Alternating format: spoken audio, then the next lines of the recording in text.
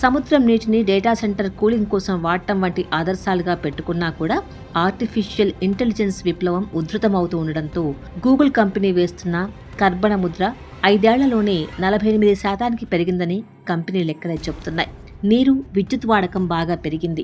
కర్బన ఉద్గారాలు తగ్గించడం కోసం తగిన టెక్నాలజీని వెతుకుతున్నామని గూగుల్ చెబుతుంది.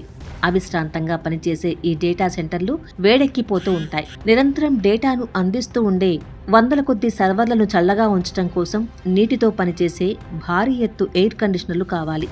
వాటి కోసం ప్రతిరోజు లక్షల కొద్ది లీటర్ల నీరు అవసరమవుతూ ఉంటుంది. అలా వాడుకునే నీరు 80% ఆవిరైపోతూ ఉంటుంది.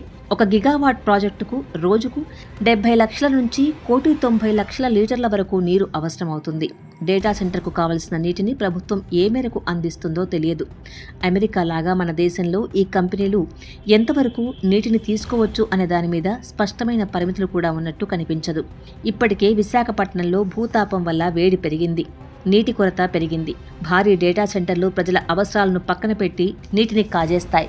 నీటి కొరతను మరింతగా పెంచుతాయి. ఈ అనుమానాలకు విశాఖపట్నం డేటా సెంటర్ మినహాయింపేమీ కాదు. ఒక సగటు గూగుల్ డేటా సెంటర్ రోజుకు 17 లక్షల లీటర్ల నీటిని వాడుతుందని గూగుల్ సంస్థ చెప్తోంది. మరి 1 గిగావాట్ సామర్థ్యం ఉన్న డేటా సెంటర్కు ఎన్నెన్ని లక్షల లీటర్లు నీరు కావాలో ఊహించవచ్చు.